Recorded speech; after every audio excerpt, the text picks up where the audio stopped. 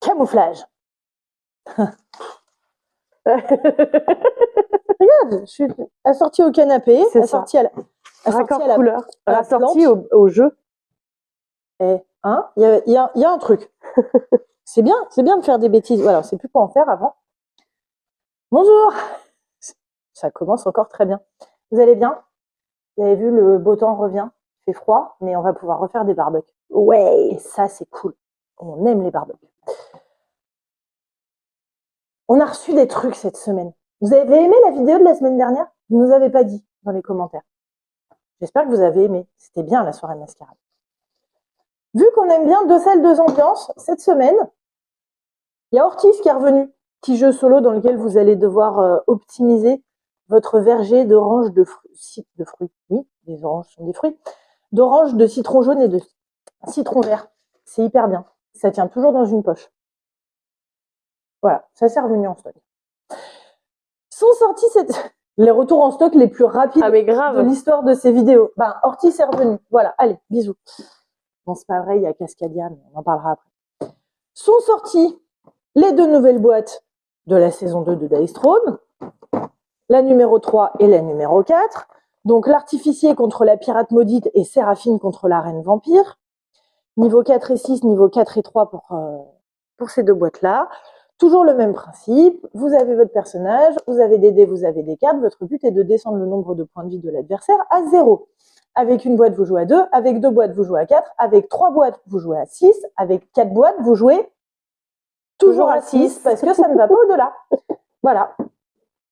CF, il y a 2 semaines, j'ai fait la belle. Et vu que Ophélie, que vous ne connaissez pas, mais que nous, on connaît, est une personne absolument formidable, il y a 2 boîtes, on n'en a que 2, hein, le stock est extrêmement limité, de Dice Throne Aventure. Une extension de Dice Throne, coopérative. J'ai tapé sur les boîtes, ça a dû faire un bouquin formidable. Les gens vont me haïr encore. Une extension coopérative dans laquelle vous allez explorer un nouveau monde. Tu te vois dans le reflet. Oui, je me vois dans le reflet. Et du coup, c'est drôle parce que si je filme comme ça, si tu te baisses un tout petit peu, tu as ta tête sur mon corps. Voilà, je suis désolée, elle était hyper concentrée et voilà. Vous aussi, faites des expériences à la Dr Frankenstein grâce à des reflets et des illusions d'optique. Tu me diras, j'ai le même pull que toi, ça doit pas changer tant. Mais c'est ça. On a l'habitude. Je disais donc. Non, mais ça part encore très bien. On digresse. Grèce. Merci. Le pays. Bah oui. La vidéo va être longue, mais la semaine est longue déjà. La semaine est longue. Bon, du coup, Dice Throne, cet énorme machin qui pèse son poids parce que c'est pas que du vide. Bah oui, non. Je sais pas si les gens se rendent compte par rapport à moi-même ce que ça peut donner. Par rapport à Ortiz, ce que ça peut donner. Par rapport à Ortiz, ouais. Voilà. Taille de main, taille de tête. Voilà. Bon, bref, du coup, c'est une extension coopérative pour Dice Throne. Vous utilisez les héros de vos boîtes de Dice Throne pour pouvoir jouer à Dice Throne Aventure. Vous allez explorer un monde composé de tuiles, combattre des monstres et bien évidemment, essayer de gagner. Bien sûr que je tourne la boîte. L'avantage de la pose de tuiles comme ça, c'est que aucune partie n'est semblable à la précédente. Du coup, c'est rejouable à l'infini. C'est gros, ça devait pas arriver, mais c'est là. Et on est ravis. Et on n'en aura que 2. Et on n'en aura que 2. Hein. Il y en a plus. Ruez-vous dessus. L'instant forcing. C'est ça, exactement. En même temps, il y en aura que 2. Enfin, il y en aura peut-être ailleurs. Nous, on n'en aura que 2. Jusqu'à 4 joueurs uniquement, pas jusqu'à 6. Contrairement aux boîtes d'affrontement. Ça, c'est arrivé. C'est là. Et on en profite pour faire un bisou et un coucou à Ophélie.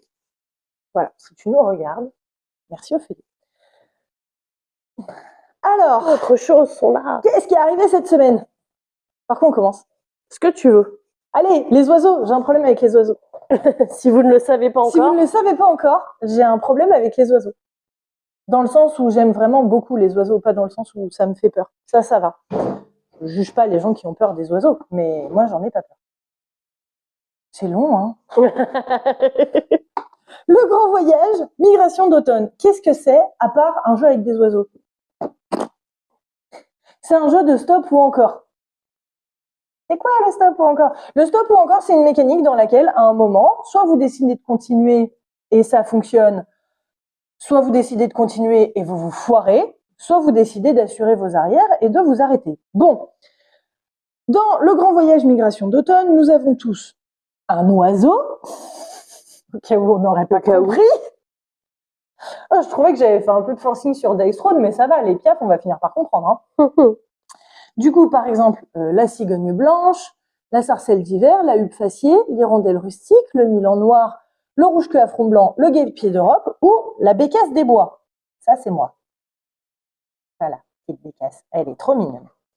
Notre but va être d'arriver à bonne destination. Réaliser notre migration. Par exemple, la bécasse des bois, je suis donc orange, je pars d'ici et j'ai le choix d'arriver ici, ici, ici, ici ou ici. C'est moi qui choisis en cours de route.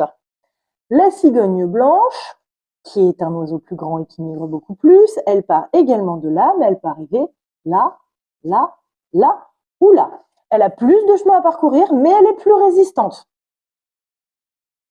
Ça va jusque-là? Oui, ça va. Tout le monde suit. Parfait.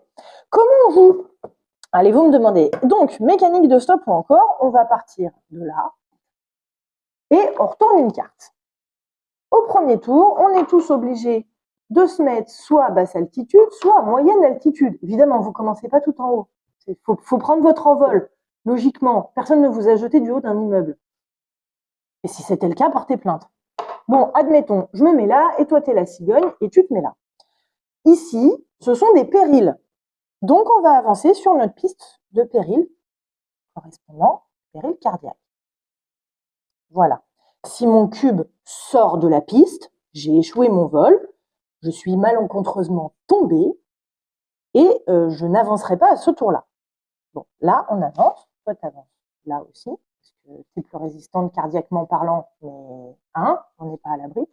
Deuxième carte, ah bah super. Moi, je suis au milieu, j'ai le droit d'aller au milieu, en haut ou en bas. Vous avez le droit de vous déplacer d'une altitude. Toi, tu es en bas, on dit que tu viens au milieu avec moi. Bon, eh ben, on réavance ici. Et là, ça pue. J'espère qu'à la troisième, il va falloir que je descende. Bon, troisième carte. Chouette. Là, je vais aller en haut, parce que, comme j'ai dit, si je vais en bas, mon cube sort, je tombe. Toi, tu décides d'aller en bas. Hop là. Parce que tu avais encore un peu de marge. Voilà, voilà. Ça, c'est... moi, j'ai avancé sur la piste de collision entre les oiseaux. On ne dirait pas, mais ça arrive souvent. Ici, et toi, tu décides de descendre. Non, c'est là.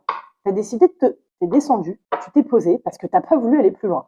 Moi, je suis en haut, je ne peux pas. Bon, je continue à avancer jusqu'à ce que je décide de me poser également ou bien de me foirer. Et là, on regarde de combien de cases on avance.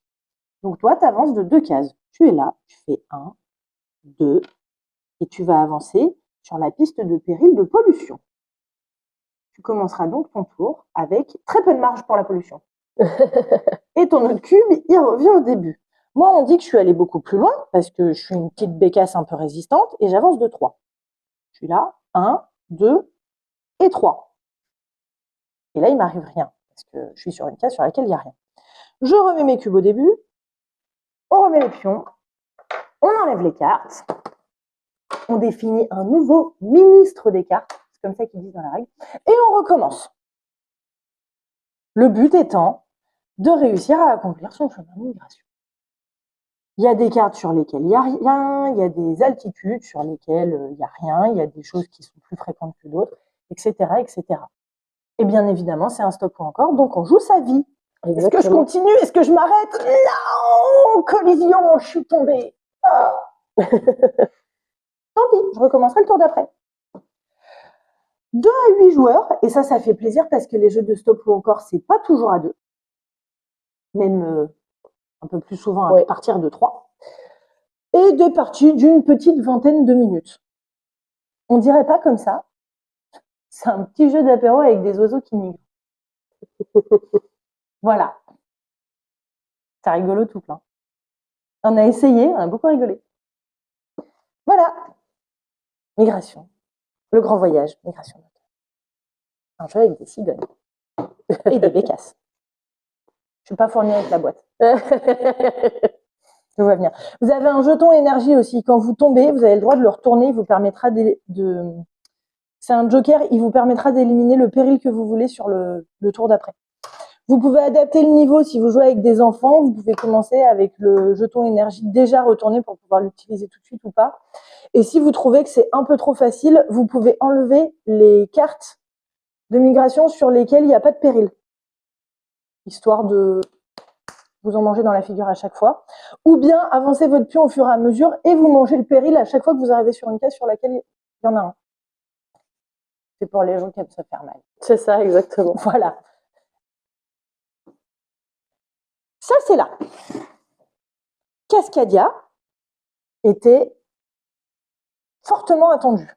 Eh ben, ça tombe bien. Cascadia est revenu. Exactement. Un jeu avec des animaux. Tiens donc, c'est la table des animaux. La table nature. Oui, parce que sur celle d'après, ça passait pas. Et sur celle d'avant non plus, parce qu'il y avait Dice Throne Aventure. Ouais, c'est ça.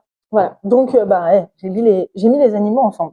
Hop là. Cascadia est un jeu de pose de tuiles et de création d'écosystèmes. Enfin, d'environnement. Ben, voilà, on va poser des tuiles. Bon, à mon tour, j'ai le choix de récupérer une de ces 4 tuiles-là avec le pion qui lui est assorti.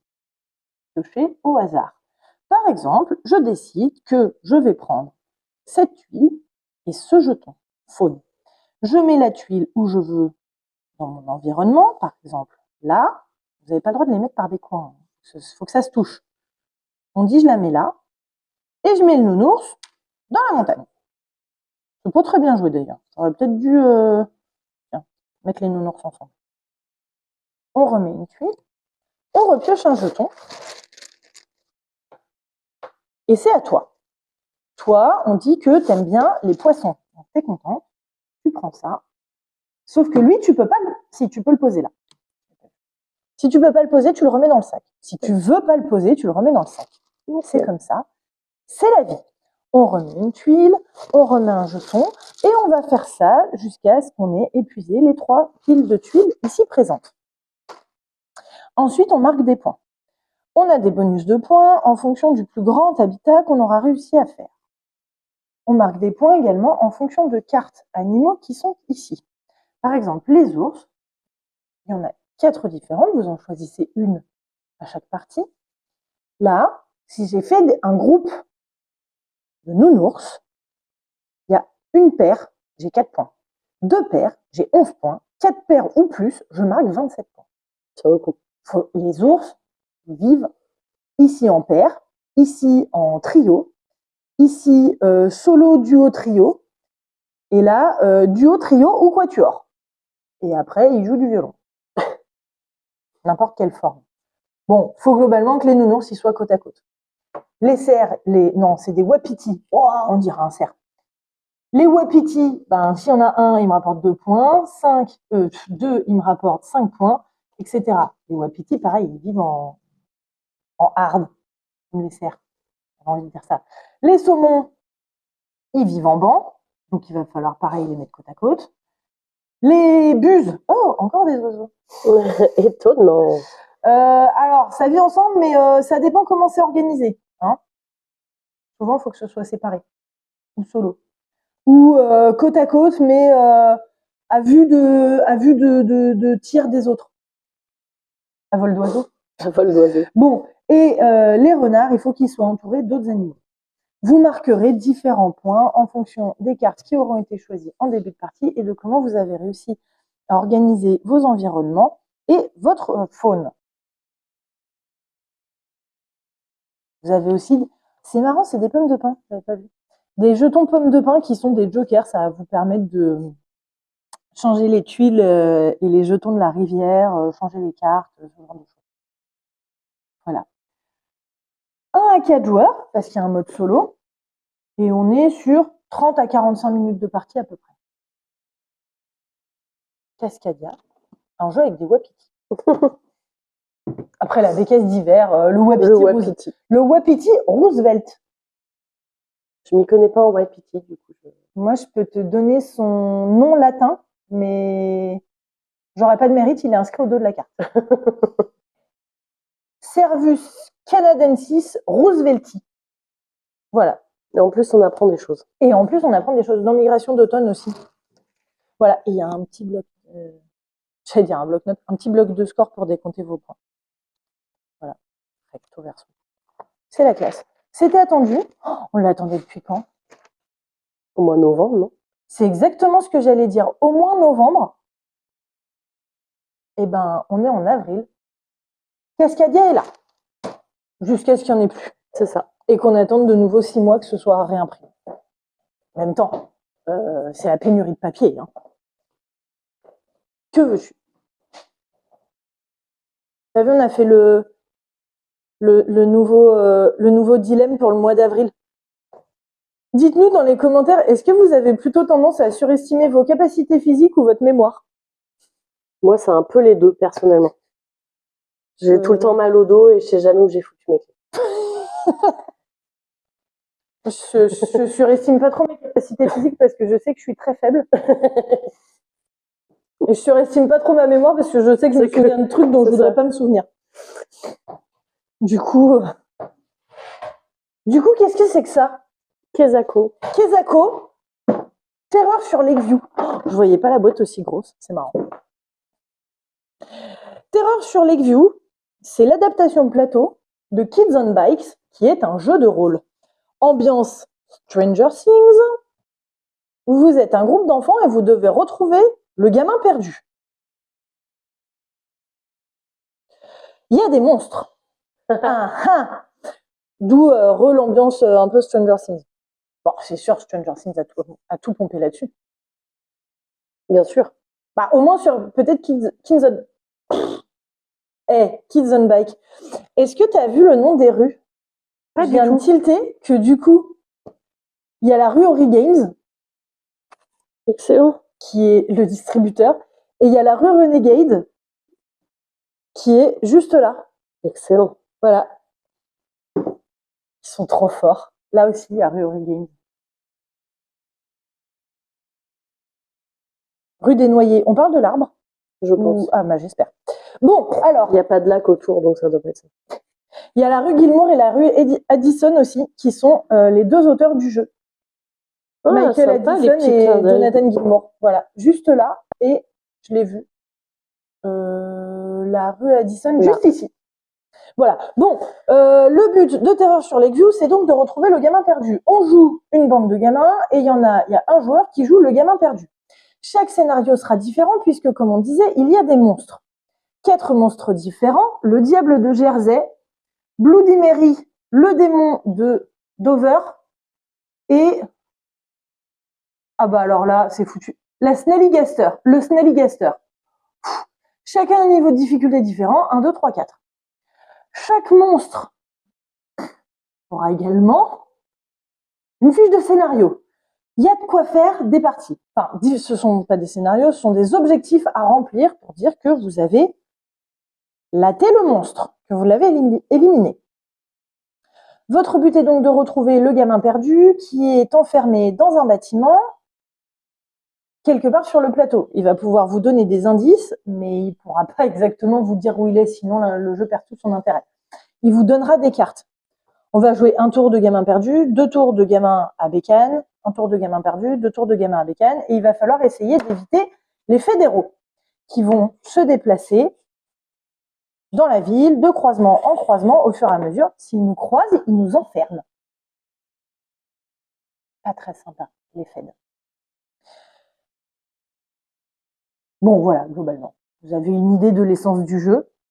Retrouvez le gamin perdu qui va vous donner des indices et essayer d'éliminer le monstre. qui, sinon, on vous enfermera à votre tour dans un bâtiment et ce sera pas cool. Hop! Gamin perdu est derrière un paravent. Le matériel est vraiment beau. Ça, c'est une piste de calamité. Dès qu'il vous arrive un truc, on avance sur la piste de calamité. Vous avez perdu si c'est arrivé au bout. Voilà. Vous allez pouvoir utiliser des objets, etc. Ça a l'air hyper cool. Design un peu années 80, comme ça. C'est ce qu'on disait, il va falloir qu'on mette des jogging fluo et qu'on y joue. Exactement. C'est vraiment beaucoup de bruit ce frigo. Je crois que c'est tout. Oui, pour cette semaine. Ça fait plus de choses que d'autres semaines. La semaine dernière déjà. Peut-être parce que la semaine dernière, il n'y avait rien. Exactement. Je crois que... On attend d'autres choses, ça arrivera la semaine prochaine. Du coup, la semaine prochaine, il y aura une vidéo. Dans 2 semaines, peut-être pas. On ne sait pas encore. On verra. On vous tient au courant dans tous les cas. Dites-nous dans les commentaires à quoi vous avez envie de jouer. Si vous avez envie de jouer à Ortis, parce que c'est trop bien Ortis. Si vous avez envie de jouer à Dice Throne, vous avez envie de jouer... Est-ce qu'on vous a donné envie de jouer au Grand Voyage Migration d'automne? Ou alors j'ai vraiment un peu trop forcé avec les oiseaux. Dites-nous tout. Ça a l'air hyper drôle. Nous, on va... Enfin, hyper drôle. Ça a l'air compliqué. Entre les bécanes et les pistolets à eau. Ça n'a pas l'air simple. Mais ça a l'air vachement bien. J'ai pas dit 2 à 5 joueurs. Ils disent 45 à 60 minutes de partie. Ouais, faut dire que pour la première... Pour la première, ça va durer 1h30 au moins. Il y a beaucoup de règles, mais les règles sont simples. C'est juste qu'il y a beaucoup de choses à faire. Beaucoup de choses à prendre en compte. Il va ça. falloir se déplacer d'une case à 2 cases, se planquer dans les buissons, prendre les indices du gamin perdu en compte, sachant qu'il va donner des cartes. Et voilà. Il y a le monstre, il y a la piste de calamité, il y a les fédéraux qu'il va falloir éviter. Il y a beaucoup de choses. Ça a l'air trop bien. Bah d'ailleurs, ils ont même, quand vous prendrez la boîte, vous verrez, il y a des cartes. Ils les ont remplacées. Ils les ont remplacées justement parce que le jeu c'était vraiment trop compliqué. Du coup, ils ont mis des nouveaux pistolets. Ce sont des pistolets à eau bénite. Et ils sont beaucoup plus efficaces. Ouais. Et ils rendent le jeu plus accessible que les précédents. Les précédents, vous pouvez les garder et essayer de jouer avec, mais c'est pas le but. Ces cartes-là sont prévues pour que vous réussissiez. C'est bien, on remarque d'avoir fait ça, hein, ça leur évite de rééditer complètement le jeu. Parce que, sinon, il aurait fallu rappeler toutes les boîtes, renvoyer des nouvelles cartes à tous ceux qui les ont achetées. Bon, Voilà, ce sera tout pour cette semaine. Portez-vous bien. Et à la semaine prochaine. Salut.